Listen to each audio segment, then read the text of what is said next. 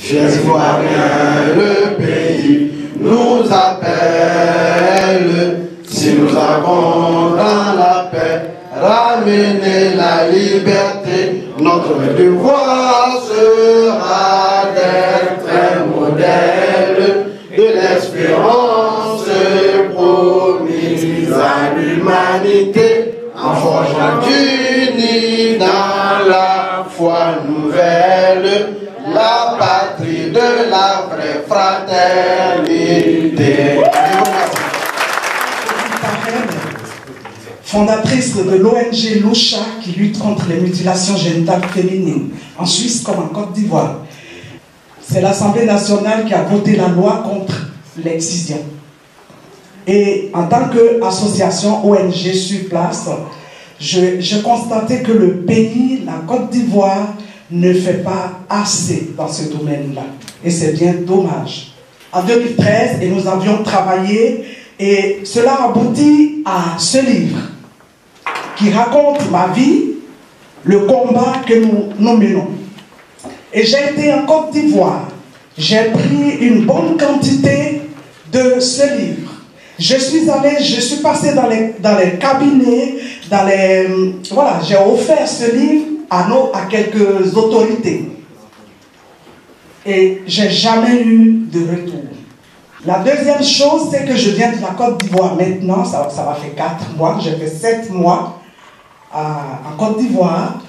Et nous avions organisé la journée mondiale de la lutte contre l'excision à Takwimpleu, mon village, à l'ouest de la Côte d'Ivoire. Et nous avions écrit à plusieurs ministères et personne ne nous a soutenus. Personne n'est venu même nous soutenir physiquement à cette manifestation. Et je vous appelle à vraiment vous impliquer dans cette lutte, parce que c'est une souffrance pour les femmes. C'est une souffrance énorme. Moi, j'ai été excisée à 9 ans et j'en souffre aujourd'hui. Vraiment.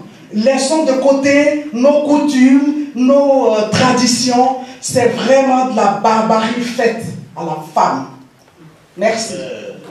La remercier pour son intervention. Elle a fait part de sa déception de ne pas nous avoir rencontrés. Mais aujourd'hui, madame, nous avons la possibilité de nous voir. Je suis d'accord avec madame que la question de l'excision, c'est une question importante. Et vous avez raison de nous sensibiliser là-dessus. Mesdames les députés, voilà, je pense que c'est une question que vous pourriez aborder avec madame. Vous pourrez, voilà, madame la députée veut en parler. Merci beaucoup. Effectivement, j'ai régulièrement, je suis la députée de Cocody, Yasmina Ouigna, et j'ai régulièrement, les mardis et les jeudis, la possibilité de recevoir toutes les demandes d'audience à mon cabinet. Et j'ai eu très souvent la chance, parce que c'est une chance, moi je suis originaire de Bassam, mes 2 parents étant de Bassam, ce n'est pas réellement dans notre culture. C'est plutôt à l'ouest du pays ou au nord. Et donc j'ai eu la chance d'être beaucoup plus sensibilisée par certaines ONG que je recevais à mon cabinet. La meilleure d'entre elles pour moi, parce que c'est un expert international maintenant dans le domaine, c'est l'ONG de l'imam Cissé Djidiba, donc qui est l'imam du plateau et qui régulièrement avec sa fondation se promène à travers le monde, anime des conférences. Alors c'est d'autant plus extraordinaire que c'est un homme et que c'est un imam, alors que souvent on a l'impression que l'excision est une demande de l'islam, alors que non, c'est juste lié à des us et des coutumes traditionnelles. Et donc je le reçois souvent et régulièrement, chaque fois que je suis amenée à marrainer, si je peux me permettre cette expression, une activité liée à la journée de la femme ou à la violence faite contre les femmes, etc., j'offre un stand à son association pour qu'il puisse continuer aussi de propager, je dirais, la bonne parole. Depuis 1998, cette loi a été votée. ainsi que la loi permettant une meilleure accessibilité aux personnes handicapées et toutes ces couches défavorisées.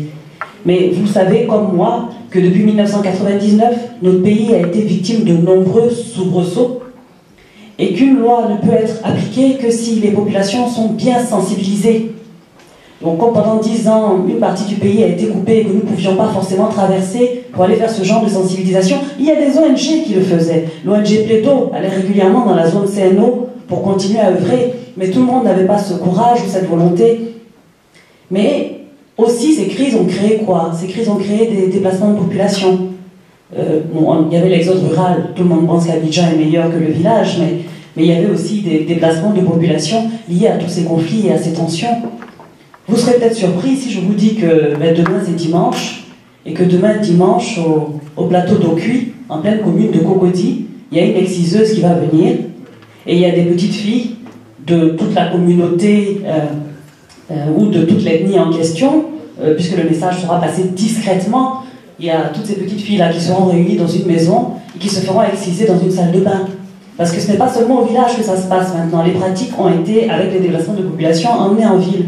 Je crois que nous avons été saisis, même le ministère de la Santé.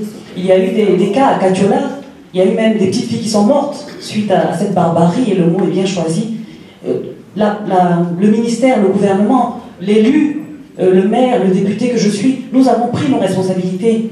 La police a été saisie, la justice a été saisie, pareil pour les cas de mariage forcé, etc.